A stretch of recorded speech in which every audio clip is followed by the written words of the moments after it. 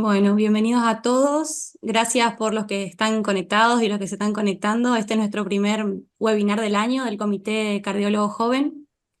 Mi nombre es Mariana Boitasen. Para los que no me conocen, soy ex residente del Instituto de Cardiología de Corrientes, actual staff del Instituto de Cardiología de la ciudad de Posadas. Voy a ser la moderadora en esta charla.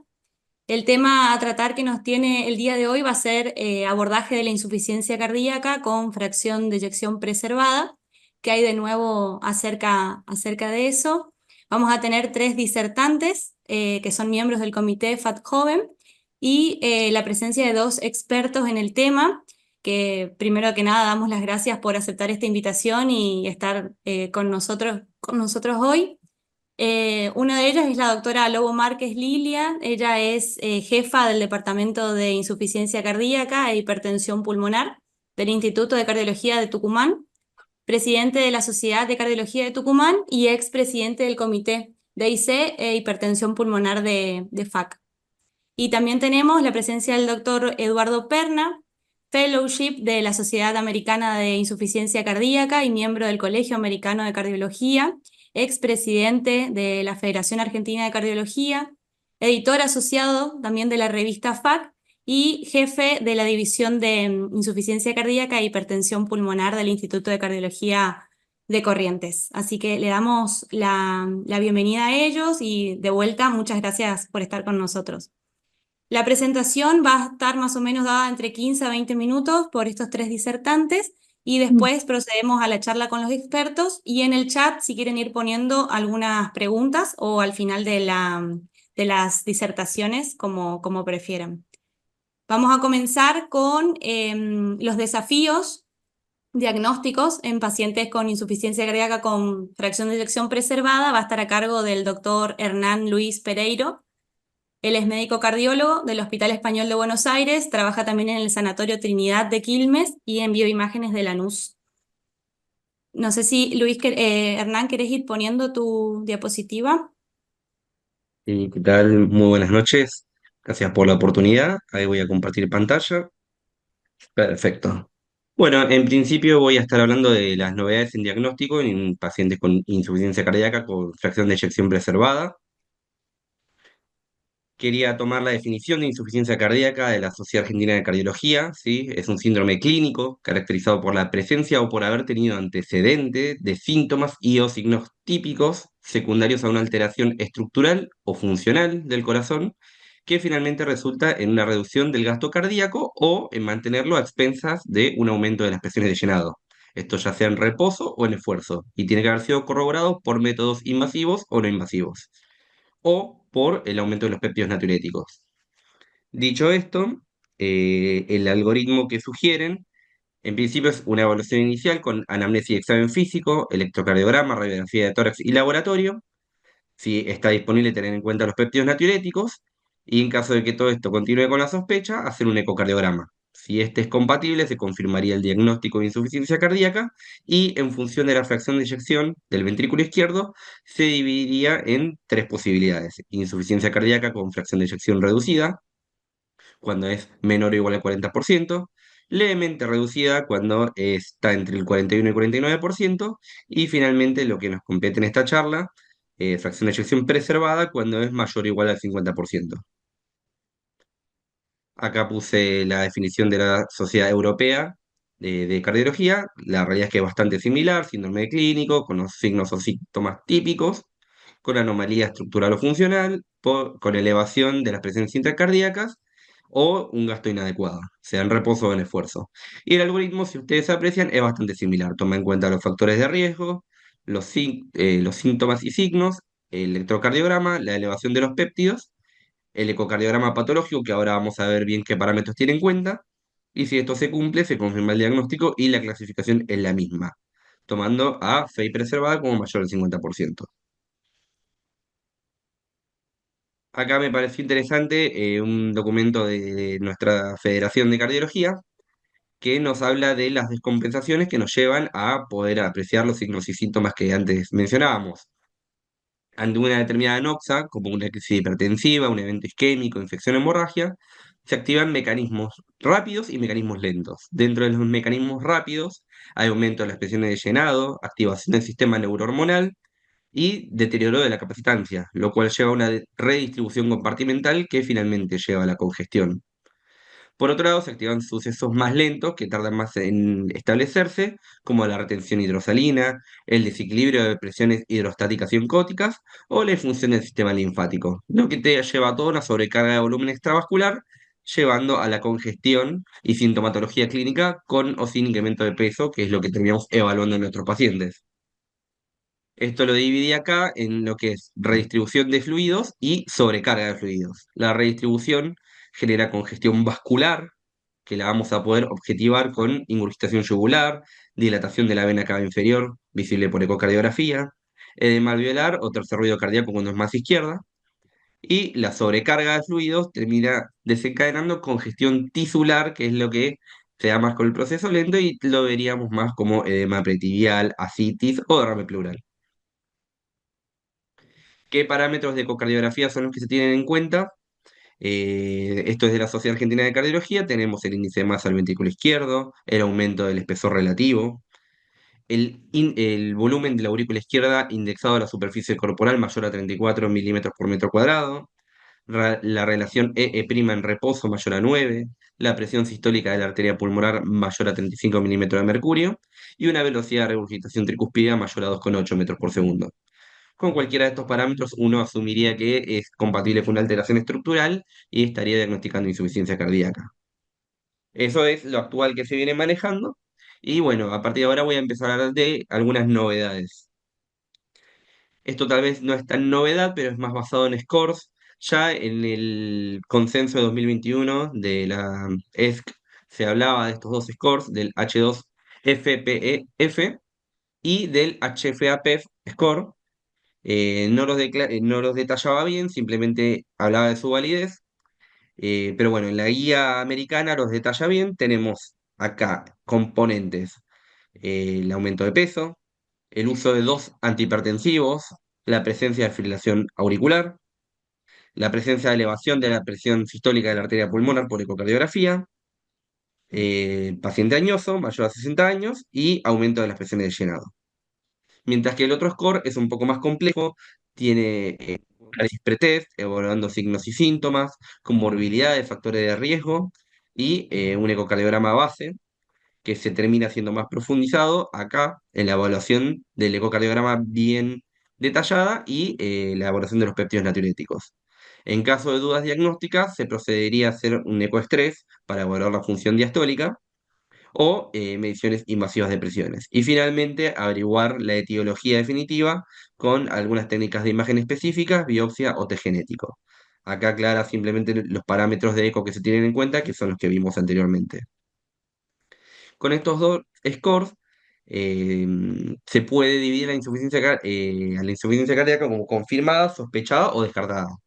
¿Sí? Este es un estudio en lo que reclutaron pacientes con disnea inexplicada que tenían sospecha de tener insuficiencia cardíaca con fracción de eyección preservada. Reclutaron 992 pacientes, habiendo excluido antes pacientes que tengan ya confirmada fracción de eyección reducida o una causa de insuficiencia cardíaca, la cual ya se presumía que no sea secundaria a y preservada, como por ejemplo enfermedad valvular o, bueno, también pacientes con clara enfermedad pulmonar. Entonces, lo que se hizo fue comparar a el score HFAPEF, al score H2FPEF y al algoritmo diagnóstico que habíamos visto anteriormente de la Sociedad Europea de Cardiología. Y como dije, se lo divide en confirmado o descartado. Acá podemos ver cómo se comparaban entre los dos scores y ya podemos apreciar, por ejemplo, que viendo dentro de los pacientes que el score HFAPEF tenían 2, 3 y 4, que era riesgo intermedio de tener insuficiencia cardíaca con fracción de eyección preservada, podemos ver que casi un 40% no correspondía si lo miramos con el otro score. Acá podemos ver cómo 175 pacientes en el otro score daban para leve, o por ejemplo, de los que dan para alta probabilidad, de los otros del otro score teníamos muchos más ya perteneciendo al intermedio. Que lo mismo lo vemos acá, esto es la inversa.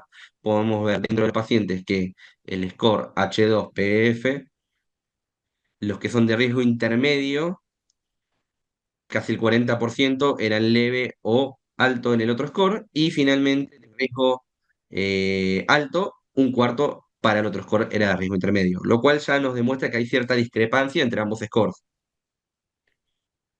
Acá podemos simplemente aclarar que de la población reclutada, un 30% tenía elevación de péptidos natriuréticos y un 77% tenía cambios estructurales.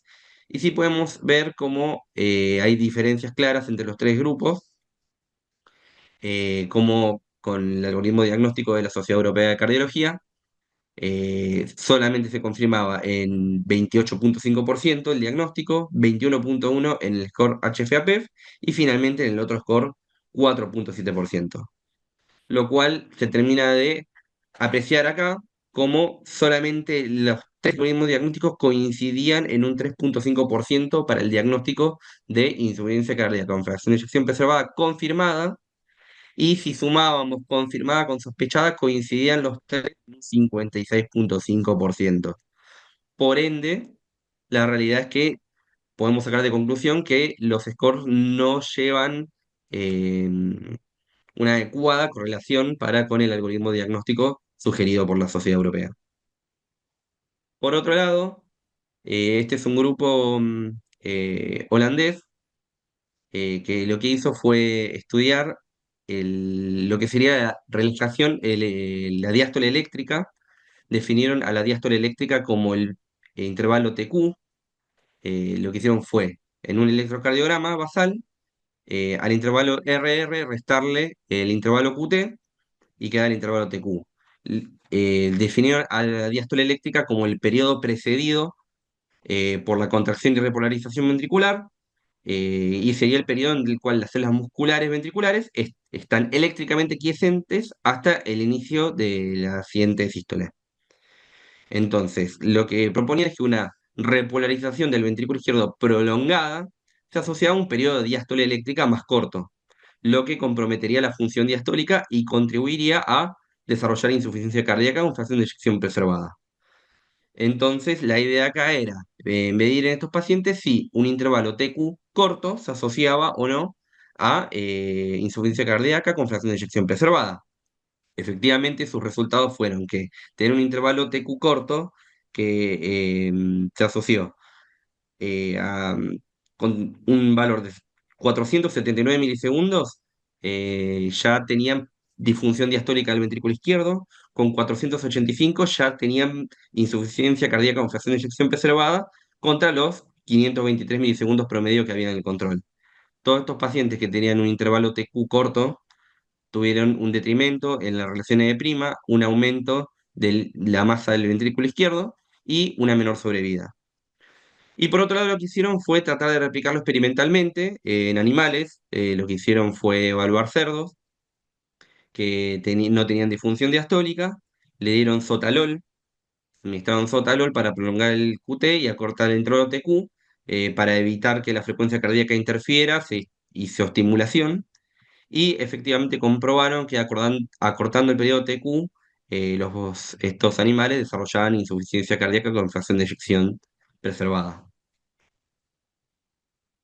Después, por otro lado, si bien el ecocardiograma es una de las bases que se está utilizando, no estaba contemplado dentro de los parámetros analizados en las guías, considerar la función de la aurícula izquierda, ¿sí?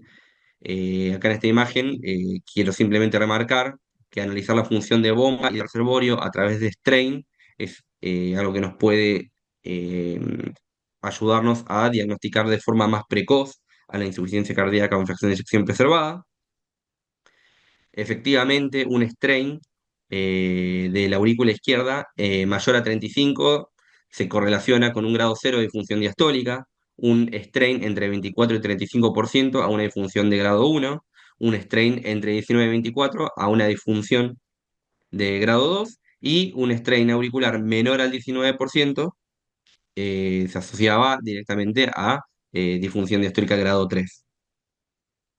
Acá podemos ver en el seguimiento en días la tasa libre de eventos como una función de reservorio de la aurícula izquierda por strain medida menor a 21% se asociaba a una menor tasa, a una tasa menor. Y esto es un score medido por ecoestrés, en el cual evalúan la función de reservorio medida por strain de la aurícula izquierda, el cociente E' durante el ejercicio y la presencia de líneas B en la recuperación. Estos suman puntos y en función del puntaje, la probabilidad de diagnosticar insuficiencia cardíaca con fracción de eyección preservada. Dicho esto, más allá de haber diagnosticado a los pacientes, quería remarcar que la población de pacientes con insuficiencia cardíaca con fracción de eyección preservada es muy heterogénea. Incluye pacientes con hipertensión, incompetencia cronotrópica, obesidad, pacientes añosos, deficiencia de hierro, enfermedad coronaria, diabéticos o apnea del sueño. Entonces, se ha propuesto dividirlo en clústeres o grupos, fenotipos, para poder analizar su posible pronóstico y respuesta a diferentes tratamientos, ya que como grupo general, mis compañeras lo hablarán nuevo, algunos tratamientos demostraron beneficio, otros no, entonces se propusieron, por ejemplo, en este artículo, se dividió en cuatro fenotipos: un fenotipo añoso con disregulación neurohormonal, estrés oxidativo, un fenotipo más relacionado a enfermedad coronaria, un fenotipo más relacionado a hipertensión pulmonar y un fenotipo cardiovascular. Tomé otro ejemplo más, este es de un artículo español que los dividió en cuatro clústeres: uno con cardioneumopatía, mayormente masculinos, con una mortalidad al año mayor que el resto, 24%. Un segundo clúster, el fenotipo cardiometabólico. El fenotipo cardiometabólico se repite en diferentes estudios, tiene una menor mortalidad que el anterior, 15,7%, pero es el más frecuente. Fenotipo mujer anciana y fenotipo mujer joven con valvulopatía o fibrilación auricular. Cada uno de estos con diferentes objetivos de tratamiento donde uno podría llegar eh, a atacar. Y bueno, finalmente quería hablar un poco del fenotipo cardiometabólico, de la insuficiencia cardíaca con fracción de eyección preservada. Es el más frecuente, por lo cual actualmente las dianas terapéuticas se están enfocando mucho en ver qué se puede llegar a hacer. Se asocia a disfunción del tejido adiposo, disfunción microvascular, eh, esteatohepatitis, disfunción de las células betas con resistencia a la insulina, diabetes, hipertensión arterial. Todo esto lleva a diferentes mecanismos como, dije antes, la disfunción endotelial, fibrosis, remodelado, daño por lipotoxicidad, disfunción mitocondrial con deficiencia energética, inflamación y liberación de citoquinas. Todo este fenotipo cardiometabólico es muy inflamatorio y bueno, se están estudiando diferentes formas de poder tratarlo y es muy importante detectar estos tipos de pacientes para poder hacer prevención más que terapéuticas para cuando ya está el diagnóstico. Finalmente, entonces, quería decir que la insuficiencia cardíaca con fracción de eyección preservada, cuando uno tiene la sospecha clínica, tenemos los diferentes métodos actuales, como dije antes, por ecocardiograma ver el índice del volumen de aurícula izquierda, la relación E', la función histólica del ventrículo izquierdo o biomarcadores. Y bueno, dentro de estas cosas nuevas podríamos considerar el intervalo TQ o el strain de aurícula izquierda. Y una vez diagnosticado, los diferentes fenotipos para poder ofrecer el tratamiento más adecuado e individualizar a cada uno de los pacientes. Muchas gracias. Gracias, Hernán. Continuamos la segunda charla con la presentación de la doctora Aguilar Sol. Ella nos va a hablar sobre el uso de los análogos de los GLP-1 y los inhibidores SGLT2. La doctora Aguilar también es miembro del comité FAC Joven y es médica cardióloga del Sanatorio Santa Fe. Buenas noches a todos. ¿Se ve bien ahí?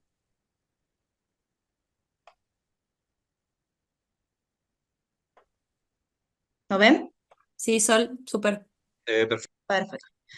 Bueno, la idea es tratar un poco los nuevos abordajes en cuanto a la terapéutica de insuficiencia cardíaca y las nuevas opciones terapéuticas que tenemos en este grupo, partiendo un poco y agarro un poco lo que dijo Hernán, que la prevalencia es alta, está aumentando con el tiempo, es un fenómeno que se relaciona con el envejecimiento de la población, lo que hace que sea una forma predominante en las poblaciones que más envejecen. Lo que es muy importante tener en cuenta, tenerla como un síndrome heterogéneo que está asociado a múltiples comorbilidades que muchas veces generan confundidores a la hora del diagnóstico, por eso también un retraso a veces, pero estas comorbilidades a su vez, como vemos en la imagen, es como obesidad, hipertensión, diabetes, SAOs renales crónicos, eh, tienen que ser, digamos, objetivos en cuanto al tratamiento, teniendo en cuenta que por ahí no teníamos una terapéutica muy definida en este grupo de fracción de eyección, entonces por ahí la idea es plantear eso, definirla como un síndrome heterogéneo y abordar el tratamiento a partir de estas comorbilidades. Sabemos ya los ISGLT2, empezando por ellos, que ya han tenido claro beneficio demostrado, eh, sobre todo en principio en pacientes diabéticos, y a partir de ahí se empezaron a estudiar y ya es seguro a nivel cardiovascular, sobre todo en principio en insuficiencia cardíaca con fe reducida, pero ya podemos hablar de beneficios claros en insuficiencia cardíaca con fe preservada. Bueno, sabemos que es un receptor que se encuentra en el segmento túbulo contorneado proximal y de ahí desarrolla sus mecanismos de acción más importantes, como son beneficios a partir de la natriuresis y la glucosuria. De ahí se vio que surgen demasiados beneficios a nivel cardiovascular y podemos hablar también de un efecto renoprotector, sumado además a un control glucémico, pérdida de peso, para actuar además en el tejido adiposo, y lo que es importante, que se estuvo analizando en el último tiempo, es que contribuye también a actuar, digamos, ser diana en diferentes mecanismos fisiopatológicos que contribuyen aún más a la insuficiencia cardíaca con fe preservada, como es, por ejemplo, estrés oxidativo e inflamación. Bueno, como les mencioné antes, ya es ampliamente conocido su beneficio en pacientes con insuficiencia cardíaca con fe menor al 40%, como lo vemos en el estudio DAPA-HF con dapagliflozina en cuanto a mortalidad y hospitalizaciones con insuficiencia cardíaca con significancia estadística. Lo mismo, resultados cardiovasculares en el EMPEROR Reduce con empagliflozina, con disminución significativamente estadística en cuanto a mortalidad y hospitalizaciones. Lo que sabemos también de la reducida es que tiene una fisiopatología de activación neurohormonal que está bastante clara y que, bueno, fue eje de muchos estudios anteriores. La preservada quizá tiene componentes, como les decía, más oxidativos, inflamatorios, que es más difícil de abordar, y que, como dijo Hernán también, tiene fenotipos muy concretos que es necesario abordar. Entonces, lo que planteamos es, ¿los ISGLT2 pueden tener un beneficio a lo largo de todo el espectro de fracción de eyección? Surgen algunos estudios, uno es el de Liver, que es de los más recientes, que nos permiten, además de sus resultados que ya vamos a ver, tener en una visión completa de la enfermedad y buscar en parte una solución a estos pacientes con fe conservada, para los cuales no había un grupo farmacológico claro. Recordemos, antes teníamos, el año anterior había salido el Emperor en paliflozina, y siguiendo la misma línea, el año siguiente sale de Liver, que incluyó 6.000 pacientes con fracción de eyección por arriba del 40%, criterios de inclusión habituales, donde le autorizaron dapagliflozina 10 miligramos junto con placebo. Lo que es importante aclarar en este estudio, tuvo un seguimiento corto, 2 a 3 años, tener en cuenta que para ver beneficios duros, digamos, beneficios en puntos duros como es mortalidad en una enfermedad crónica como la insuficiencia cardíaca, realmente se necesita un tiempo más prolongado, por eso es destacable el seguimiento relativamente corto de este estudio. Si vemos las características de estos pacientes, es importante que representan lo que es la actualidad de la enfermedad. Pacientes, más de la mitad eran diabéticos, casi el 90% hipertensos, renales crónicos, ¿sí?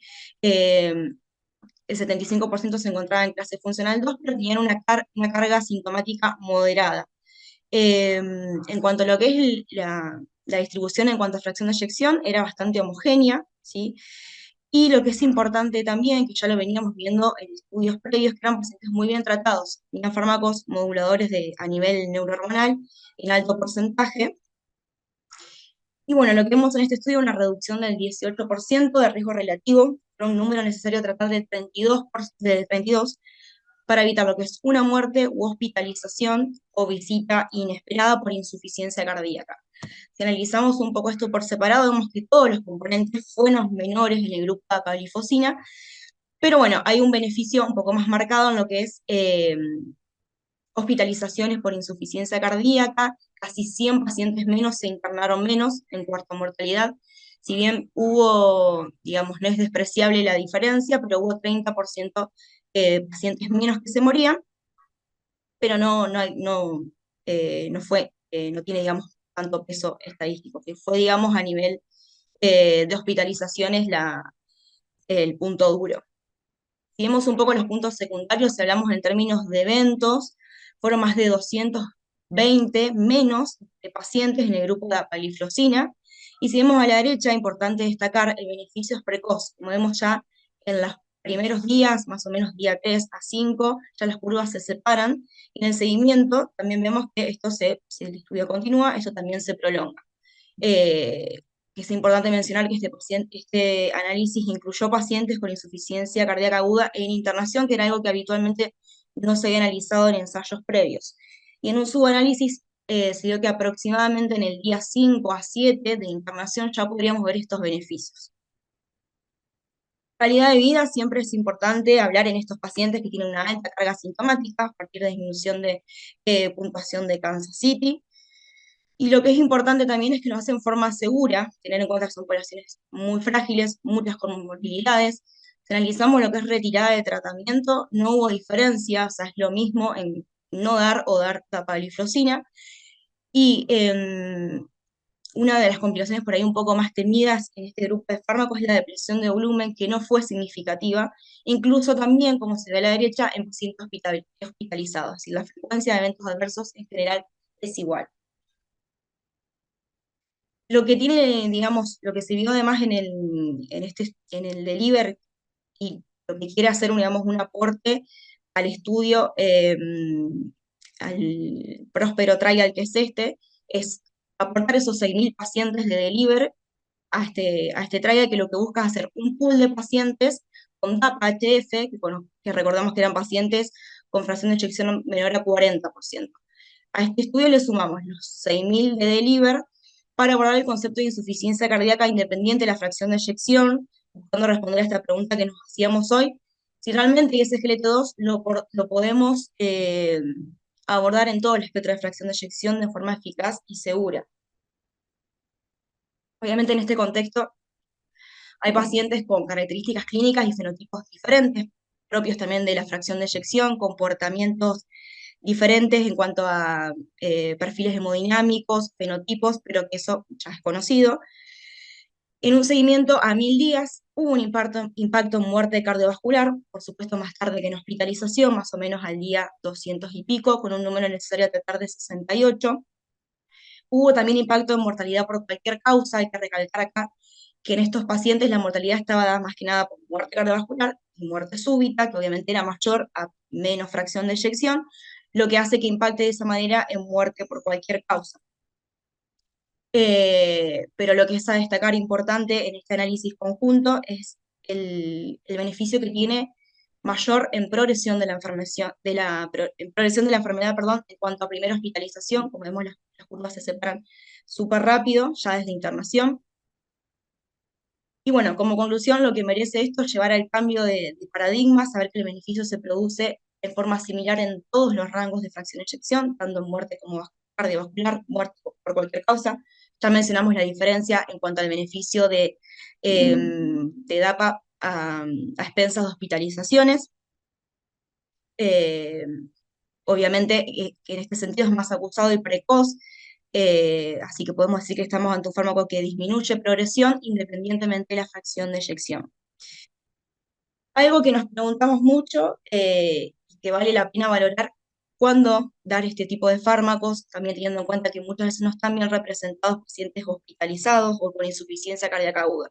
Surge este estudio piloto controlado, doble ciego, que incluyó 80 pacientes con insuficiencia cardíaca aguda, independientemente del estado diabético, y lo que hace es una valoración a 30 días durante internación, teniendo en realidad como criterios principales, lo que son es valorar la carga sintomática del paciente, como es la escala analógica de la disnea, el descenso de los títulos de péptidos natriuréticos y el requerimiento de dosis de diurética.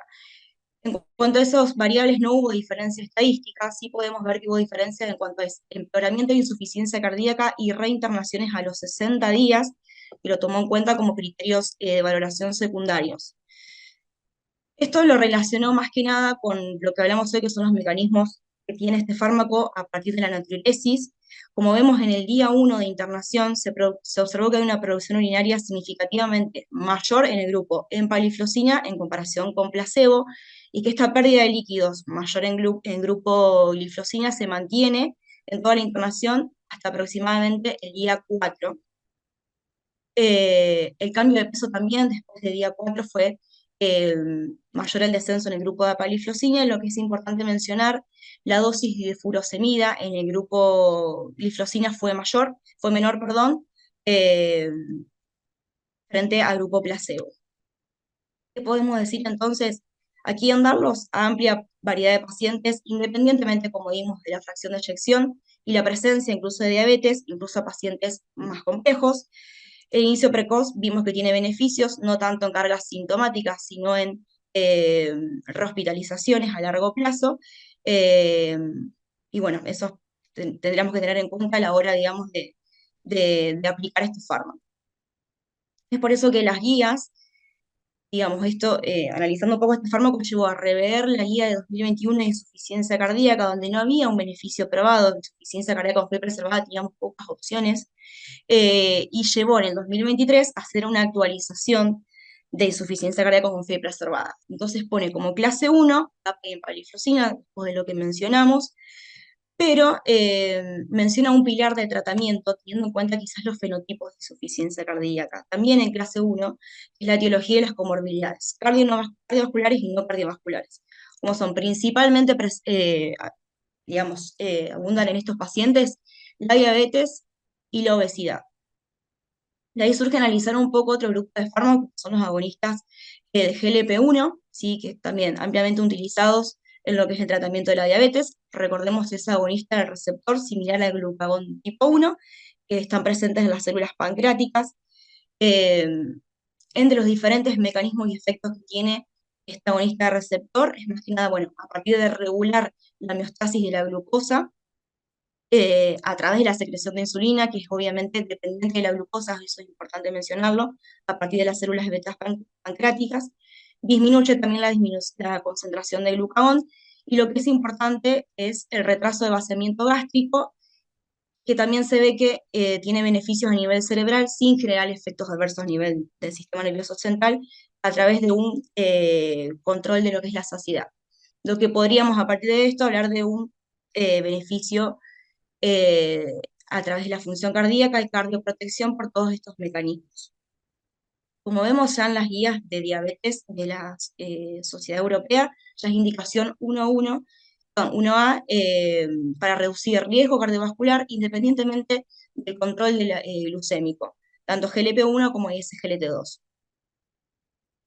Estos fármacos ya tienen beneficio y seguridad cardiovascular para, digamos, para eficacia en semaglutide oral en personas con diabetes tipo 2 y enfermedad cardiovascular aterosclerótica, enfermedad renal o ambas, es decir, pacientes con alto riesgo cardiovascular. A partir del estudio SOUL, ya vemos que en estos grupos semaglutida bioral hay beneficio en cuanto a eventos cardiovasculares. Y extendemos un poco este beneficio a los pacientes obesos, surge después que es el SELECT, un poco más grande, con 17.000 pacientes, también con alto riesgo cardiovascular, a recibir semaglutida versus placebo, pero que tiene en cuenta como criterios, digamos, de valoración primaria, eh, compuesto de muerte cardiovascular y ACV no fatal. Y vemos los puntos combinados, hubo significancia, digamos, estadística a favor de semaglutida, pero esto más que nada se ve en lo que son insuficiencia cardíaca, no así lo que son mortalidad por todas las causas.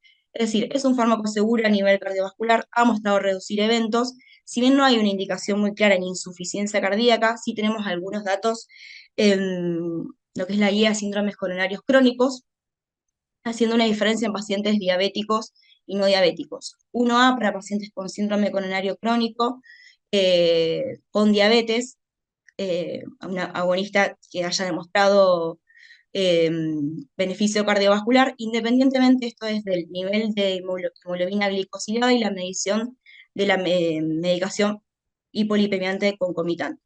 En caso de pacientes con síndrome coronarios crónicos, pero sin diabetes, ya la indicación es menor, pero hay que tener en cuenta, considerarla, ¿sí?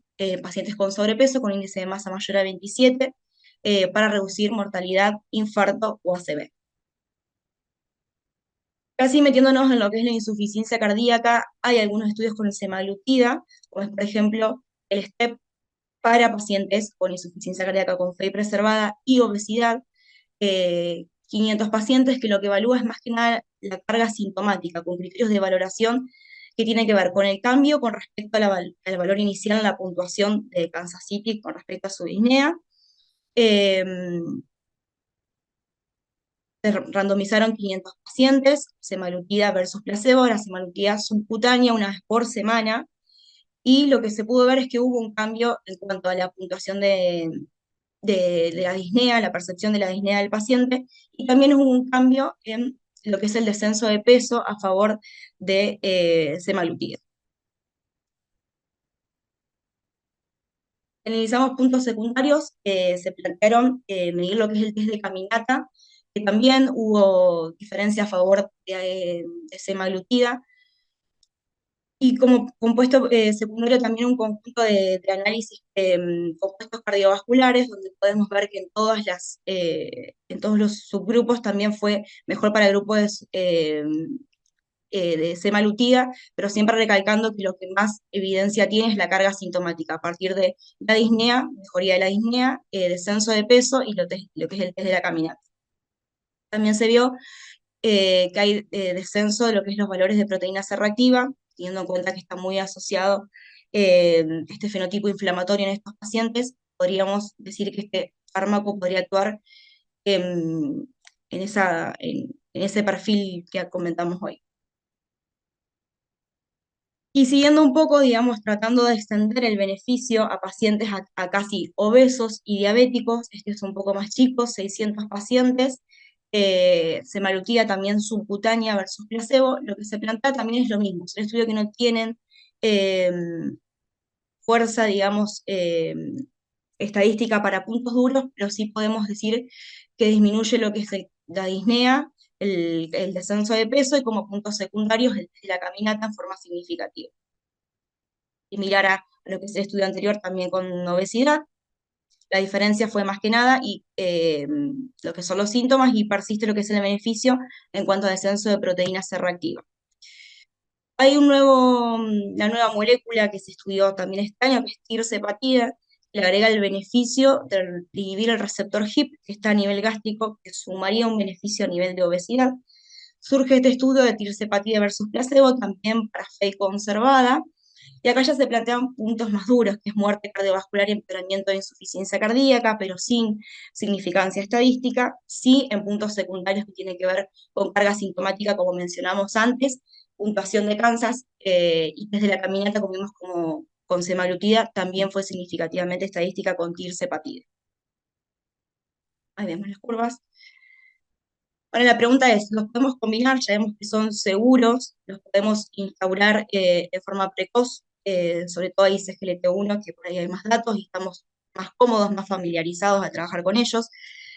Hay pocos registros de esto. Este es justamente un registro que se hizo para evaluar supervivencia a largo plazo en España, de evaluar pacientes que tenían terapia solamente con SGLT1, GLP-1 y la terapia combinada de ambos, y evaluar la supervivencia a largo plazo. Un estudio retrospectivo que obviamente tiene las características esperadas, más obesos, por ejemplo, en GLP-1, después en comparación, en el grupo cuando están los dos fármacos, generalmente se igualan, la mayoría, más del 90% de este estudio, eran diabéticos. En un estudio a 24 meses pudieron ver que hubo menor disminución de hospitalizaciones y muerte por insuficiencia cardíaca, incluso también mortalidad por todas las causas, en el grupo de combinación de ISGLT2 y GLP-1. Esto obviamente genera muchas hipótesis teniendo en cuenta quizás el perfil de obesidad, el fenotipo de obesidad en estos pacientes, que es uno de los factores de riesgo principales para abordar, por ejemplo, se plantearon estudiar, tuvo tanto peso la mortalidad por cualquier causa, que este mismo grupo de trabajo desarrolla este registro. Lo que busca analizar es la aparición de un nuevo cáncer en seguimiento a 3 años. Fueron muchos pacientes, 15.000 más o menos, y tiene un subgrupo de enfermedad cardiovascular. Lo que busca detectar es si en pacientes con el grupo combinado de SGLT2 y GLP1 habría una disminución en cuanto a la aparición de cáncer, teniendo en cuenta este llamativo hallazgo que habían tenido en cuanto a muerte por cualquier causa. Debido a que sí, que hubo diferencia en los dos grupos en cuanto a que utilizar la terapia combinada hubo menor incidencia de cáncer, incluso esto fue notorio en el grupo de enfermedad cardiovascular, que incluía más o menos 5.000 pacientes. Obviamente esto nos lleva a, a redefinir un poco lo que es la insuficiencia cardíaca y un poco lo que mencionábamos hoy, tenerla en cuenta como un síndrome clínico heterogéneo, donde hay muchas comorbilidades que actúan, que a veces son confundidoras y pueden retrasar el diagnóstico, pero que tienen que ser el objetivo diario del tratamiento, ¿sí? Como recorrimos en ISGLT2, en todo el espectro de fracción de eyección se vio beneficio, incluso en internación es fármaco seguro. eh, Así que redefinir un poco las comorbilidades, obviamente, tener en cuenta que hay muchas terapias que a veces nos resultan nuevas, por ejemplo, GLP-1 es algo que quizás el cardiólogo no está tan familiarizado, así que abordarlo en un equipo interdisciplinario para brindarles las mejores opciones terapéuticas a nuestros pacientes. Muchas gracias. Gracias, Sol. Excelente. Muy bueno. Bueno, ahora la tercera charla va a estar a cargo de la doctora Trescenza Giuliana, también médica cardióloga, trabaja como staff de cardiología en el Hospital Argerich y de Cava. Ella nos va a hablar sobre los nuevos horizontes de la finerenona en estos pacientes.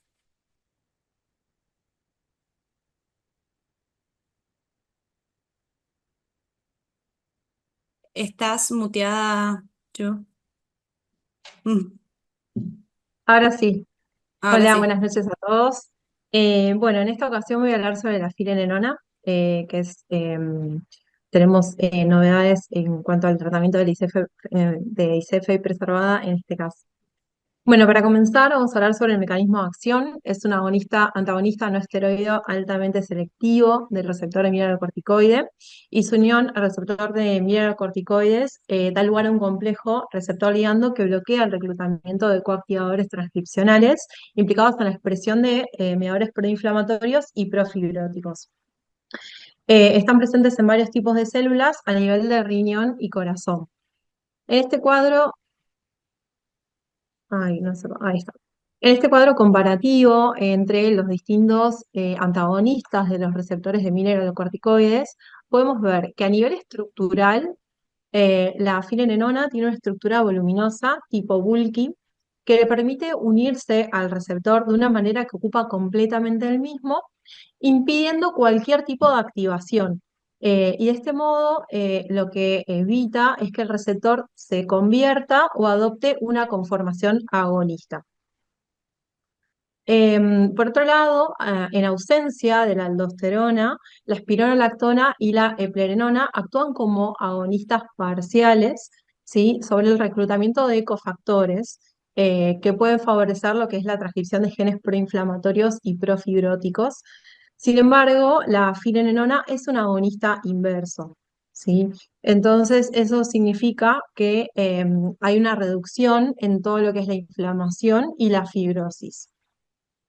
También difieren en su distribución, ¿sí? A nivel de lo que es el riñón, perdón, en cuanto a lo que es la espironolactona y la eplerenona, se encuentran principalmente en el riñón y posteriormente en el corazón. En cambio, la finerenona tiene una distribución que se encuentra balanceada.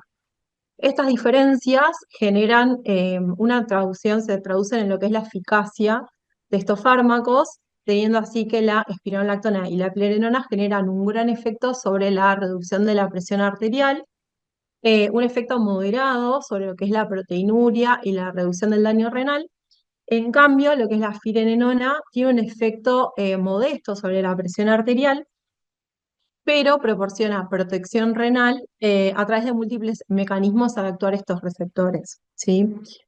Y por otro lado, también va a haber diferencias en cuanto a la seguridad. La firenenona, en este caso, va a tener menor riesgo de hiperpotasemia en comparación con la espironolactona y la eplerenona.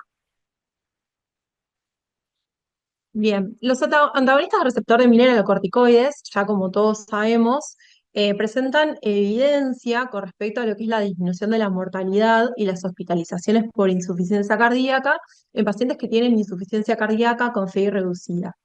Sin embargo, lo que es la eficacia en pacientes con IC y FEI ligeramente reducida o preservada no ha sido concluyente, ¿sí? Vemos que en la actualización del 2023 de la guía ESC del 2021 sobre el tratamiento de la insuficiencia cardíaca, los antagonistas receptores mineralocorticoides tienen evidencia 2B con nivel de evidencia C.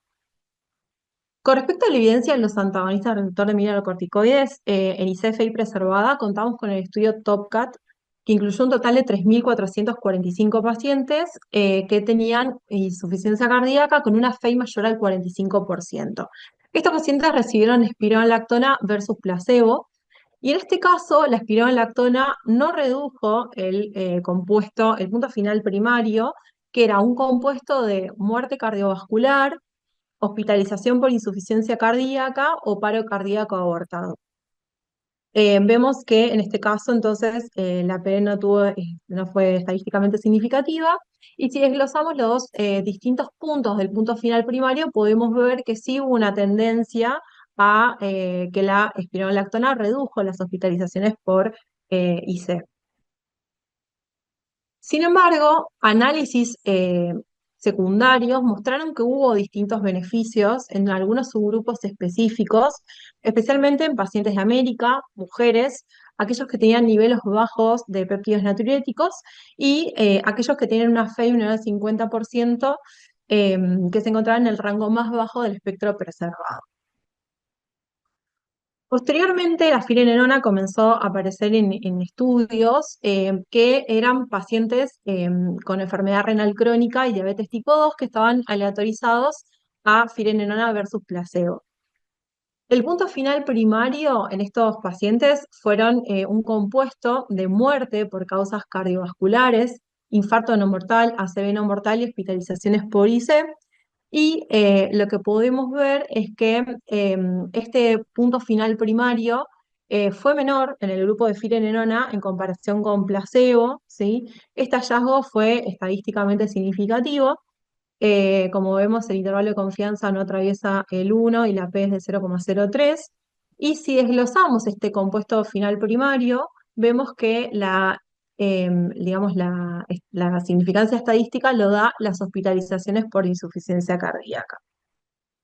En este caso, este estudio, que es el estudio Fígaro, dentro de los pacientes que se incluían, un 7,8% de estos pacientes tenían insuficiencia cardíaca, y en este caso se excluyeron pacientes con IC con FeI reducida o con una clase funcional de NIJA 2 a 4. Bien. Por otro lado, contamos con otro estudio, que es el estudio Fidelio. En este caso, también se incluyeron pacientes con enfermedad renal crónica, diabetes tipo 2, que estaban excluidos los pacientes que tenían IC con FeI reducida, clase funcional 2 a 4. De estos pacientes con IC, un 7,7% estaban incluidos en este estudio.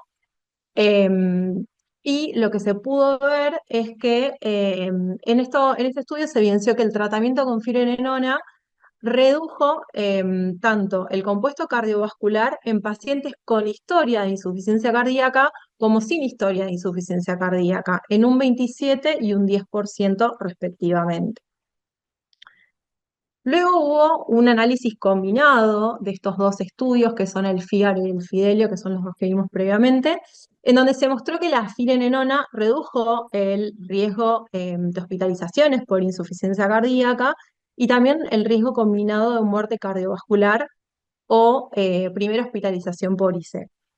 estos beneficios fueron consistentes independientemente del grado de falla renal o de albuminuria. Entonces, a partir de esos estudios es que se llegó a la concepción del estudio Fine Arts, HF, que buscó evaluar si la finerenona podría también reducir lo que son la tasa de eventos de descompensación de la insuficiencia cardíaca y la muerte por causas cardiovasculares en pacientes que tenían IC con FEBI preservada o ligeramente reducida. En este caso, el estudio Fine Arts fue un ensayo internacional, multicéntrico, doble ciego y aleatorizado. Se incluyó un total de 6.001 pacientes de 654 establecimientos en 37 países, desde septiembre del 2020 a enero del 2023. En este caso, fueron asignados a una proporción 1:1, de manera aleatoria, a recibir finerenona versus placebo, y la dosis máxima de finerenona era de 20 o 40 miligramos una vez al día. Esto dependía de la tasa de filtrado glomerular. Y la tasa de el seguimiento, la duración del seguimiento de este estudio fueron 32 meses. Este estudio tenía los criterios de inclusión fueran edad mayor a 40 años, insuficiencia cardíaca sintomática con una clase funcional de NIJA de 2 a 4, una FEI mayor o igual al 40%, cardiopatía estructural, péptidos natriuréticos elevados, y por otra parte tenían que estar en tratamiento diurético por al menos 30 días previo a la autorización. En cuanto al punto final primario, fue una combinación de total de eventos de empeoramiento de la insuficiencia cardíaca y muertes por causas cardiovasculares. Y en este caso, un evento de empeoramiento de la insuficiencia cardíaca se definió como una primera hospitalización por IC o una hospitalización recurrente por insuficiencia cardíaca o una visita de urgencia no planificada por IC. Y los puntos finales secundarios fueron eventos totales de empeoramiento de IC, cambio en la puntuación del cuestionario de Kansas City, mejoría en la clase funcional, compuesto del punto final renal, mortalidad de causa cardiovascular y mortalidad por todas las causas. En cuanto a los resultados, se vio que la finerenona tuvo un total de lo que fue el punto final primario, ocurrió en 1083 eventos en el grupo finerenona versus 1283 en el grupo de placebo. Vemos que este hallazgo fue estadísticamente significativo y si vemos los componentes por separado, el número de total de eventos de empeoramiento de la IC fue 842 versus 1024. También esto fue estadísticamente significativo. Y las muertes de causas cardiovasculares fueron 8,1% versus 8,7%. En cuanto a los resultados finales secundarios, vemos que hubo un cambio en el score del cuestionario de Kansas City a los 6, 9 y 12 meses. El grupo de finerenona fue de 8 puntos versus 6,4 en el grupo de placebo, con una diferencia de 1,6 puntos. Vemos también la mejoría en la clase funcional a los 12 meses que se observó en 557 pacientes en el grupo finerenona versus 553 en el grupo de placebo. Este hallazgo vemos que atraviesa el intervalo de confianza, atraviesa el 1. El compuesto renal fue en 75 versus 55 pacientes. Y en cuanto a la muerte de cualquier causa, fue 491 versus 522 pacientes que murieron de cualquier causa. Y también vemos que el primer evento de empeoramiento por la insuficiencia cardíaca o muerte de causa cardiovascular fue menor también en el grupo de finerenona. Por otro lado, si vemos los distintos subgrupos, esto fue estadísticamente significativo en pacientes que tenían una edad menor a 73 años, mujeres de etnia blanca y latinoamericanos. Fue en este caso mejor la finerenona más que el placebo. Bien, después por otro lado, el beneficio también de la finerenona fue estadísticamente significativo en pacientes con clase funcional 3-4, con una FEI menor al 60%. Vemos que no hubo cambios según los valores de NT-proBNP. También vemos que el beneficio de la finerenona fue significativo en pacientes que tenían eventos por insuficiencia cardíaca dentro de los primeros 3 meses, que estaban bajo tratamiento con IECA o ARA o ARNI y que no utilizaban previamente ISGLT2. Bien. También vemos que también fue más beneficioso en pacientes que tenían FA, que tenían un índice de masa corporal mayor o igual a 30, que tenían una tasa de filtrado glomerular mayor o igual a 60 y que tenían potasio sérico menor o igual a 4,5.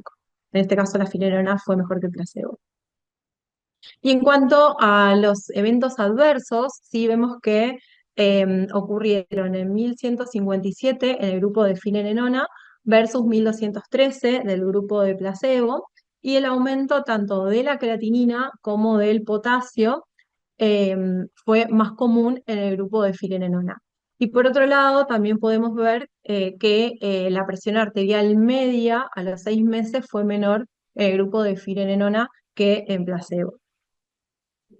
Bien, a modo de conclusión, en pacientes que tienen insuficiencia cardíaca con FEI ligeramente reducida y preservada, la finerenona resultó en menor tasa del compuesto de eventos de empeoramiento de la insuficiencia cardíaca y muerte de causa cardiovascular en comparación con placebo, de forma estadísticamente significativa, y también se asoció a mejor calidad de vida y mayor riesgo de desarrollar hipercalemia en comparación de placebo.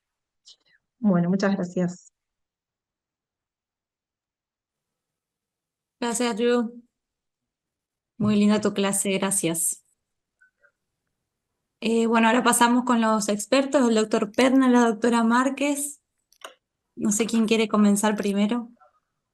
Vamos con la doctora Lobo. Qué amable, doctor Perna.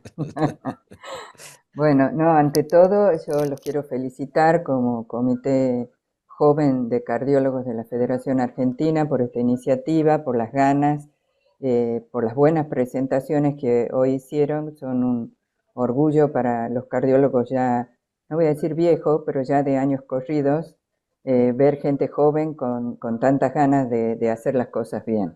Así que los felicito a todos por eso. Bueno, yo anoté algunas cositas que me gustaría conversar con ustedes, con Eduardo.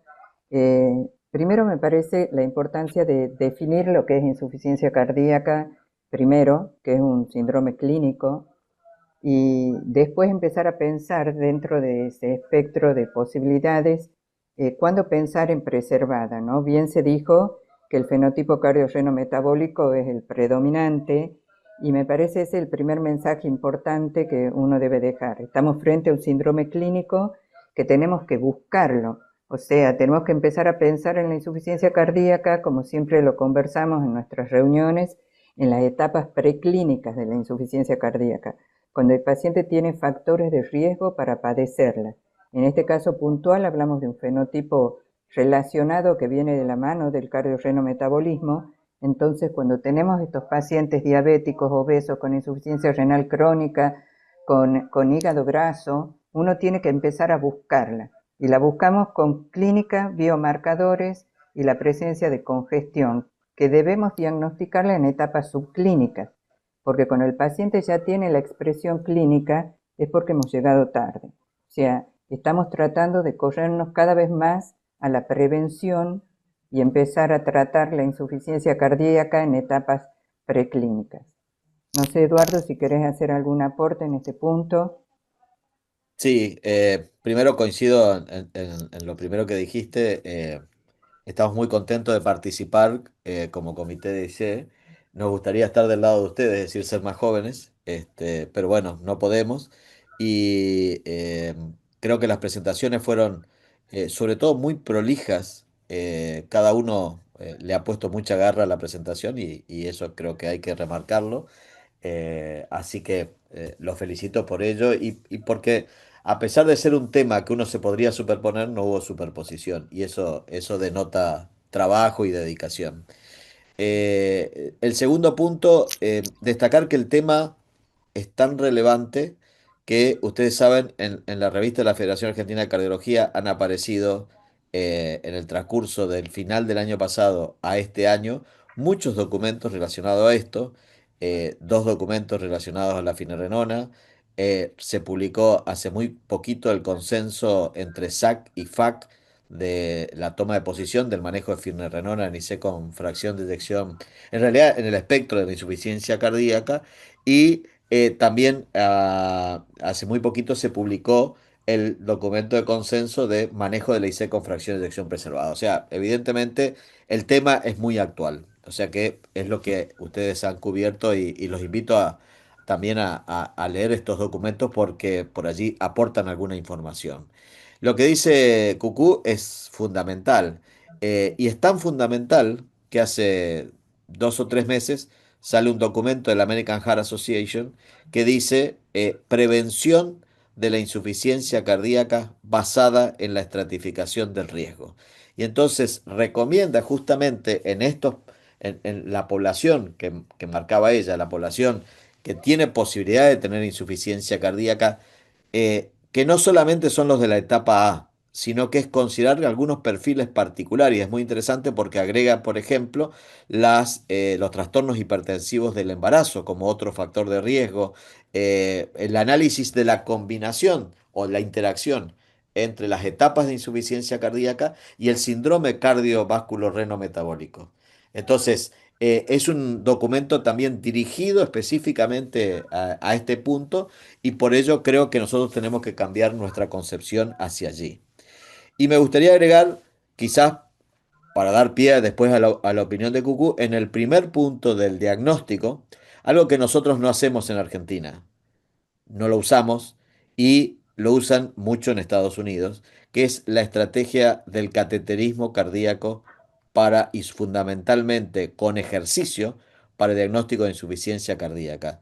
En el Congreso del American College de este año, el doctor Burlack lo presentó como la tabla de la verdad. Y él decía que en los pacientes, sobre todo en los de probabilidad intermedia de los scores que mostraba Hernán, es donde uno debería llevarlo a un cateterismo derecho en reposo y en esfuerzo. Y es así que hay algunos trabajos publicados que toman como parámetro para seleccionar a los pacientes que tienen una presión sistólica pulmonar mayor de 40 y dentro de ese grupo los llevan a cateterismo. Un tercio de los pacientes no tenían IC con fracción de eyección preservada, definida por hemodinamia. Un tercio tenían aumento de las presiones de llenado, es decir, insuficiencia cardíaca con fracción de eyección preservada en reposo y un tercio lo desarrollaban con el ejercicio. Eran pacientes del mismo grupo que él presentó. Eran los pacientes que eran gorditos y tenían falta de aire. Ese grupo de pacientes es, y sin otra evidencia, es en donde debemos focalizar. Y el último punto es que también hay un análisis muy interesante de los niveles de NT-proBNP que debemos utilizar para diagnosticar IC en pacientes que tienen índice de masa corporal mayor de 30. La recomendación basada en un análisis que se extrapoló, que se validó en 7 cohortes, es que probablemente el punto de corte, y creo que va a salir en las próximas ediciones de las guías, el punto de corte debería ser 35 en pacientes con índice de masa corporal mayor de 50, mayor de 30 para descartar IC y mayor a 220 para hacer el diagnóstico de IC. Pero bueno, son datos interesantes. ¿Cucú? Sí, yo, lo que vos decís es cierto, la hemodinamia probablemente pone en evidencia situaciones que la clínica no permite, pero también debemos reconocer que es una metodología invasiva y no siempre se la puede hacer en todos los servicios. Eso tal vez sea la desventaja del monitoreo en esta situación, más que monitoreo del estudio que ponga en evidencia la insuficiencia cardíaca. Uno ve más amigable el dosaje del biomarcador, el uso del ecoestrés o el uso del eco transtorácico para ver los cometas, vena cava, hacer también algunos estudios como VEXUS que nos permita ver la presencia de esta congestión subclínica antes de que comience la catástrofe de la insuficiencia cardíaca. Cuando todo eso no cierra y uno sigue con una sospecha clínica alta, creo que ahí sí, Eduardo, si uno tiene posibilidad de hacer este estudio y poner en evidencia esa insuficiencia cardíaca que la clínica no ve, me parece que llega el momento del estudio hemodinámico. Bueno, yo te doy pie, Eduardo, para otro tema, a ver qué Tenemos una tema. coordinadora también que nos puede decir cualquier Y cosa. Nosotros bueno, que podemos hablar nosotros todo el empezamos a tiempo. hablar y no nos paran más, Mariana, así que No, no, vos, ¿qué les O puedo si, decir yo? Nada, vos escuchándolos. intervení porque No, no. ¿hasta no, o qué si hora es quieren esto? hacer alguna pregunta, si no, nosotros le damos. ¿Eh? Si alguien quiere poner en el chat, está bienvenido. Y si no, En preguntas y respuestas, a ver qué dice. Pregunta para los expertos, dice. Me gustaría que den un feedback sobre si están usando o no finerenona en la práctica diaria y cómo enfrentan las barreras, sobre todo económicas, para este tipo de pacientes que generalmente están polimedicados. Cucú, ¿tu opinión? Bueno, en insuficiencia cardíaca todavía no tenemos las guías. En el europeo de este año probablemente nos van a decir qué posición finerenona tendrá en insuficiencia cardíaca con fracción de eyección preservada. Nosotros en nuestro servicio tenemos una unidad cardiorrenometabólica y tal vez los nefrólogos en este momento están más familiarizados con el uso de finerenona en nefropatía diabética con microalbuminuria o albuminuria, y en ese caso sí ellos tienen en este momento más experiencia que nosotros, porque como les digo, todavía no podemos indicarle en IC hasta que no tengamos las guías que avalen esa indicación, que uno ya las está esperando en función de la evidencia que hoy tenemos, ¿no? Pero bueno, nos falta el respaldo de la evidencia científica para poner en marcha la indicación terapéutica, que sin duda va a ser difícil, Eduardo, no sé tu opinión, dada justamente la polifarmacia que tenemos en este fenotipo de insuficiencia cardíaca. Sí, yo creo que sí. Primero hay que decir, la FDA ya aprobó la indicación de la finerenona hace muy poquito, la indicación para insuficiencia cardíaca, y nosotros tenemos nuestro documento que avala la utilización de finerenona en insuficiencia cardíaca con FEI preservada. Ahora, es verdad, es un tema el económico. El económico, la accesibilidad, hay herramientas para hacerlo, todos las conocemos. Se receta como medicamento primer nivel. Eso para alguien que no tiene ninguna cobertura, lo digo porque eso lo pueden hacer en una receta, en los que usan receta electrónica. Eso tiene un 30% de descuento ya de por sí, solamente por poner medicamento primer nivel. Y después tienen lo que le dé, no, no le dan bono PAP, pero le dan un descuento del laboratorio. Esa sería la forma de cubrirlo. Pero ¿a qué paciente uno le pondría? Que quizás es por allí lo que uno puede buscar. Y fíjense que lo mostraban, y en esto quiero hacer una mención, cuando uno hace el análisis de subgrupo, hay que tener precaución con mirar el grupo en el cual es significativo, sino que lo que hay que mirar en el análisis de subgrupo es la P de interacción. Si la P de interacción no es significativo, significa que es lo mismo en los dos grupos. Es decir, por ejemplo, si vos lo ves que es en pacientes, qué sé yo, por decir algo, un grupo, en pacientes mayores de 75 y no en menores de 75, pero la P de interacción es no significativa, significa que es lo mismo en los dos. Ese análisis que vos mostraste de los grupos significa eso fundamentalmente. Ahora, cuando hay una P de interacción menor a 0,05, uno dice, bueno, acá sí hay una diferencia significativa. Y probablemente uno de los grupos más interesantes de eso son los pacientes que más precozmente reciben el tratamiento con finerenona. Entonces, fíjate vos que vos mostraba que dentro de los 7 días, y justamente el tiempo al beneficio son los primeros 7 días, igual que lo que se demostró en el EFESUS. Entonces, el grupo de pacientes que tuvo una hospitalización reciente se benefició en el TopCat con la espironolactona y se beneficia más con la finerenona. Entonces, ese es un grupo particular, el que está hospitalizado, o el que tiene muchas hospitalizaciones para considerarlo. Si a eso le agregás diabetes, fallo renal, probablemente la finerenona sea la droga de elección. Y con respecto a la polifarmacia, creo que hay que corregir la polifarmacia en IC con fracción de eyección preservada. En el algoritmo de drogas con beneficio, si ustedes miran, hay dos drogas que no están. Uno son los IECA, no está puesto, y el otro son los beta bloqueantes. Entonces, no hay que empecinarse en que la IC con fracción de eyección preservada hay que tratarla igual que a la reducida.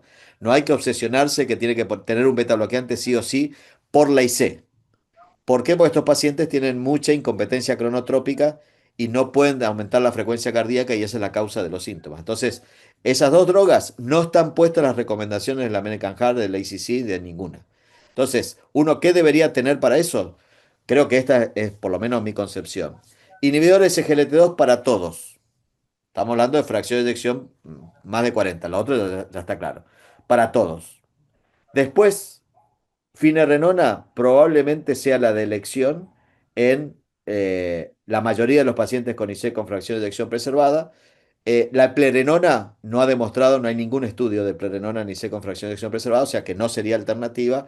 La espironolactona podría ser la alternativa a países de bajos recursos como somos nosotros, pero no es una indicación para mí tan fuerte.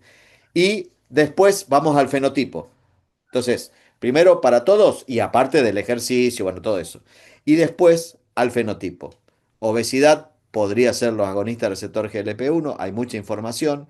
Hay, si bien se mostró los beneficios, sobre todo en los ensayos clínicos de mejoría sintomática y demás, hay estudios en donde se analizaron la evolución a largo plazo, sobre todo en metaanálisis de los ensayos clínicos, y se demostró reducción de las hospitalizaciones por IC en el punto final combinado con muerte, pero también fundamentalmente por hospitalización. Entonces, y ahí en el fenotipo sí entra, si es hipertenso, un bloqueante receptor de angiotensina, si el paciente tiene enfermedad coronaria, antiplaquetario, ahí sí los beta bloqueantes, si tiene fibrilación auricular, el foco es la fibrilación auricular. Entonces, creo que conceptualmente la polifarmacia que nosotros estamos usando no siempre es la más adecuada, porque a mí me pasa que muchas veces tengo que sacar drogas que sé que no están haciendo efecto, beta bloqueantes, o en los pacientes que reciben un bloqueante receptor de angiotensina están hipotensos, tampoco tiene efecto, entonces los retiro. Perdón, ¿puedo hacer una consulta con respecto al estudio Fine Arts de los subgrupos? A mí, cuando hice la presentación, lo que me llamó la atención era que si vos analizabas los subgrupos, los pacientes que utilizaban ISGLT2 no tenían como, si quieren lo comparto para mostrarles, pero no había un beneficio, digamos, de la fibrinolona versus placebo en ese subgrupo. Perdón, lo voy a compartir para que lo vean. Dale, dale. Eh, Yo creo que la interpretación de eso es que finerenona es beneficiosa independiente del uso del Eso, inhibidor de eso es lo que yo SGLT2. quiero decir. Cuando vos ves ok, ese análisis, que es lo que dice Cucú, esa P de interacción es no significativa. Entonces significa que no hay diferencia en los dos subgrupos. ¿Entendés? Porque perfecto. eso es cuando es análisis, porque fíjate vos el grupo, los pacientes que Sí, tenían inhibidores SGLT2 era la quinta parte de los que no tenían. Entonces, por eso te da ese intervalo de confianza tan amplio. Pero si vos mirás el valor, uno reduce 15%, el otro incluso 17%. Pero sí, sí. en ese no tiene tanto valor porque todavía hay muy poco. Es decir, los estudios más nuevos sí van a tener mucho más número de pacientes. Bueno, ahora Con está ISGLT2. corriendo muchos de estos estudios, ¿no? Yo quisiera hacer un Perfecto, gracias. comentario de algunas cosas que dijo Eduardo recién, como sumando algunas ideas. Eh, Primero, antes que se me vayan, creo que es importantísimo buscar la etiología. Se lo dijo Ah, muy al pasar, pero me parece que es algo que sí tenemos que resaltar. No es lo mismo tener fracción de eyección mayor del 50 y tratar a todos los pacientes iguales sin buscar una etiología relacionada a patologías que hoy tienen tratamiento específico. Y me parece que en eso tenemos que ser categóricos porque hoy tenemos amiloidosis cardíaca que tiene tratamiento específico, miocardiopatía hipertrófica, sarcoidosis, enfermedades con tratamiento. Entonces, me parece importante resaltar la importancia de la búsqueda etiológica. El otro tema, cuando hablamos de fenomapping o fenogrupos, es importante también saber que nosotros solamente vemos la clínica y estamos categorizando a pacientes en fenogrupos basados en lo que vemos. Pero cuando uno hace fenomapping y empezamos a hablar de machine learning, inteligencia artificial y demás, estamos haciendo fenogrupos de lo que no vemos, es decir, cuestiones biológicas, biomarcadores, estados inflamatorios, estados moleculares. La medicina de precisión va a ir a buscar eso, lo que no vemos. Hoy estamos muy limitados, tratamos solamente lo que vemos, pero sepan que la medicina va en busca de esto que no vemos. Y en eso la tecnología, la inteligencia artificial nos va a permitir hacer clúster de pacientes identificados por esas características y las terapias van a ir orientadas a esas características. El último concepto, que también voy a ser medio disruptiva en eso, es que creo que la fracción de eyección está bien que la miremos. Nos enseña, nos dice cómo medicar. Claramente hay drogas que son más beneficiosas por arriba de ciertos puntos de corte de fracción de eyección. Pero básicamente el tratamiento de un paciente de insuficiencia cardíaca depende del proceso fisiopatológico que subyace a ese paciente. Por eso hay drogas que uno dice no funcionan acá, pero no es que no funcionen, sino que la fisiopatología de ese paciente es distinta. Y ese paciente probablemente cuando tengamos más conocimiento de lo que no vemos, vamos a poder saber cuál es el proceso fisiopatológico que predomina en determinado paciente y poder medicarlos con drogas que van a ir para esa fisiopatología.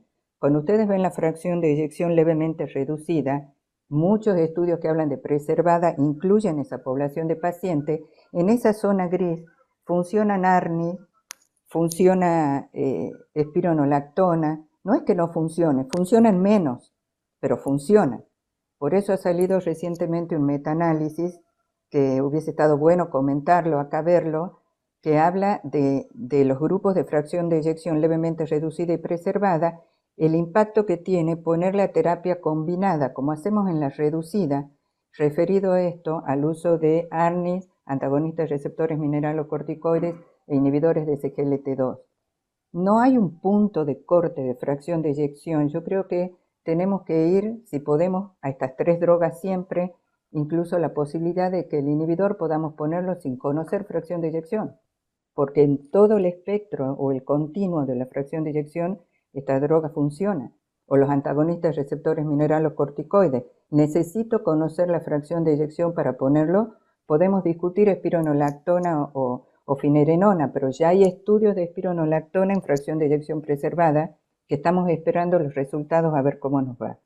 O sea, el desafío que yo planteo es empezar a pensar en tratar a los pacientes no por corte de fracción de eyección, sino por el proceso fisiopatológico que tienen. Nos llevará un tiempo llegar a esto, pero creo que hacia eso debemos ir. No sé, Eduardo, ¿vos qué pensás de la fracción de eyección? Sí, yo también creo que la fracción de eyección siempre lo discutimos. Es algo como que uno dice, bueno, le queda poca vida, pero hace muchos años que le queda poca vida. Es decir, cuando te llaman a vos, Cucú, a las 3 de la mañana, o te llamaban a las 3 de la mañana para decirte, entró un paciente con IC, lo primero que le preguntás que es, ¿qué fracción de eyección tiene? O sea, es algo muy sencillo de pensar, entonces creo que por eso todavía se va a seguir utilizando, pero coincido, en mi visión es que el paciente con fracción de eyección esa levemente reducida es un paciente con fracción de eyección reducida. Y el paciente con fracción de eyección preservada, y bueno, puede ser más de 50 en el 55, es diferente en el hombre y la mujer, las respuestas también son diferentes, pero todo el que tenga un poquito menos de función ventricular, algo le pasa, que es diferente al preservado que es muy cardiometabólico. Y quiero agregar algo, pregunta Luis ahí, yo lo dije al pasar, pero dentro del tratamiento base para toda la IC entra el ejercicio. Luis Lema pregunta que hagamos un comentario del ejercicio. El ejercicio es el quinto pilar en muchos casos, el cuarto pilar, el pilar que quieran, es un pilar fundamental, no accesorio, fundamental, porque tiene evidencia y en IC con fracción de eyección preservada particularmente tiene evidencia. Entonces, uno debería indicar la actividad física, y si es posible un ejercicio en un programa de rehabilitación como parte del esquema terapéutico. A ver, hay más preguntas, creo acá. Bueno, esta es de Luis. En el chat, el Dice, doctor sí, Flores. en el chat o en el, yo estoy mirando en las preguntas también, falta una. Ah, Creo bien. que en mi humilde opinión la rehabilitación cardiovascular es un fármaco, claro, bueno, coincidimos en eso, con pocas contraindicaciones y alto aporte terapéutico. Eso dice Nicolás. Y en el chat Mariana. En el chat comenta el doctor Flores, habla de lo que decía la doctora hoy al principio, de que si los pacientes en un ecocardio se veía presiones pulmonares elevadas, enviar a hemodinamia, mientras hacemos ProBNP, bueno, el resto de los biomarcadores y Sí, eh, sí, en búsqueda de la hay que etiología. entender que el ecoestrés en estos pacientes tiene validez. Cuando uno habla de hemodinamia de ejercicio, está hablando en el paciente que no tiene evidencia de congestión. O sea, el que mencionaba Cucú, el que tiene cometes, ese ya no es un paciente que le vas a pedir una hemodinamia de ejercicio porque ya tenés el diagnóstico. O sea, el tema es en el Claro. paciente en el cual no podés demostrar que tenga una alteración. En esos pacientes, por eso digo, es el paciente en probabilidad intermedia en IC crónica. No, hay que diferenciar, yo creo que esto es fundamental. No es lo mismo hablar de IC que hablar de congestión. Espera un cachito que tome agua. No todos los pacientes con IC tienen congestión. El paciente con IC crónica no tiene congestión. Entonces, no hay que asimilar que tener IC es estar con edema y todo eso, porque hay pacientes que tienen IC y que no tienen nada de eso. Entonces, a eso me refiero que a esos pacientes es lo que hay que quizás, cuando tienen la fracción de eyección preservada, ir a buscar un poquitito más. Bien. Claro, creo que Eduardo, aclaro por las dudas ese tema. Cuando hablas que no tienen congestión, hablamos de congestión clínica, porque bueno, algún evidencia de congestión subclínica tiene que tener para tener insuficiencia cardíaca, de ahí la clasificación, o sea, signos y síntomas, biomarcador y la presencia de congestión por algún método, ya sea el biomarcador, una radiografía, presiones de lleno, como bien dijo Hernán al inicio. Cuando ya uno tiene la clínica florida, bueno, ya está, no tenemos duda, estamos hablando de las etapas preclínicas de la congestión, a eso estamos apuntando. Bien. Luis Bertolat, en preguntas y respuestas, dice, haciendo un poco de futurología, si pudieran imaginar la IC de acá en unos años, ¿creen que la FEI seguiría siendo jefa, que nos dice qué camino ir al respecto de la terapéutica, o los nuevos avances de estudios hemodinámicos e imagenológicos reemplazarían el uso rutinario de la FEI para tratar a pacientes? ¿Cómo ven el futuro de esto? Y Eh, Eduardo, Cucú, vos que sos más yo soy futurista, futurista, yo que soy yo futurista. soy más pragmático. Yo soy mujer, somos más futuristas. Aparte dice la jefa, se refiere a vos. No, bueno, un poco lo que recién decía. Yo creo que en la medida que vayamos conociendo los procesos fisiopatológicos, podríamos definir a la insuficiencia cardíaca basada en una concepción fisiopatológica, ver qué mecanismo, qué inflamación, qué alteración, qué es lo que tiene ese paciente. La fracción de eyección no es que la vamos a destronar, va a ser un dato más. Yo voy a tener un dato más, pero no va a ser el único dato que va a determinar cómo manejar un paciente. De hecho, que cuando ustedes le llegan paciente y tienen que medicarlo porque hacen una insuficiencia cardíaca con fracción de eyección preservada, probablemente ese paciente ya viene medicado por otras comorbilidades y va a tener drogas que tal vez ustedes no pondrían, pero el paciente ya las tiene. Por ejemplo, puede haber venido con diabetes y ya venir medicado, puede haber venido con nefropatía diabética y ya venir medicado, puede venir con hipertensión y estar tomando un ARNI porque alguien le puso. Entonces, yo creo que el proceso fisiopatológico va a marcar la terapéutica. Y la fracción de eyección tal vez sirva para lo que Eduardo dice, 3 de la mañana entró un paciente, ¿qué fracción de eyección tiene? Pero después, cuando uno ya tenga conceptos más profundos de lo que estamos tratando, las terapéuticas van a ir guiadas por esos conceptos. Es lo que yo creo, ¿no? Claro, sería que a las 3 de la mañana te llaman, te dicen, entró un paciente con edema de pulmón y entonces uno le pregunta, ¿qué proceso fisiopatológico te Me parece que está encantaría, cursando? me Sí. encantaría. El No, mundo, la yo creo medicina de que, precisión, sería no, medicina de no, creo que precisión. la medicina de precisión es para las 8 de la mañana en adelante, seguramente, y creo que es el futuro. La medicina de precisión, indudablemente. Es decir, uno no trata, y creo que ese es el mensaje que queremos dar, no trata una fracción de eyección, trata a un paciente que tiene un montón de problemas en el cual la fracción de eyección es un dato adicional. y entonces hay que manejarlo todo. De nada serviría que nosotros como cardiólogos tratemos el corazón sin pensar en el riñón y sin pensar en los trastornos metabólicos, en el pulmón, en el hígado, ahora cada vez aparece más. Y bueno, creo que las especialidades seguramente se van a imbrincar una con otra, pero evidentemente va a haber un cambio y el cambio se está dando en ver esta perspectiva del manejo integral del paciente, que es finalmente lo que nos lleva a manejar estas condiciones, ¿no? Creo que hemos cambiado de cuando nosotros empezamos a hacer IC, que nos focalizábamos en los diuréticos y el manejo de la congestión, no vamos a decir de qué década éramos cucú, a lo que vemos ahora de el manejo actual, ¿no es cierto? Metabólico, inflamatorio, etcétera, etcétera. Bueno, creo que hemos cumplido con todos. Sí. No sé si más preguntas no hay. Preguntas no, nuevas no hay. No. No sé si alguien más quiere hacer una pregunta. Creo que estamos Ya. en tiempo exacto encima, justo a tiempo. Bueno, Bueno, damos por concluida la reunión. Mil gracias. Gracias a todos, gracias a los disertantes y a los expertos por estar en nombre del comité PAC Joven. bueno. Gracias a ustedes Gracias por por la la Gracias por la invitación. invitación. oportunidad. Nos Gracias. vemos. Nos Chau, vemos. chau. Buenas Chao, noches. chao. Chao.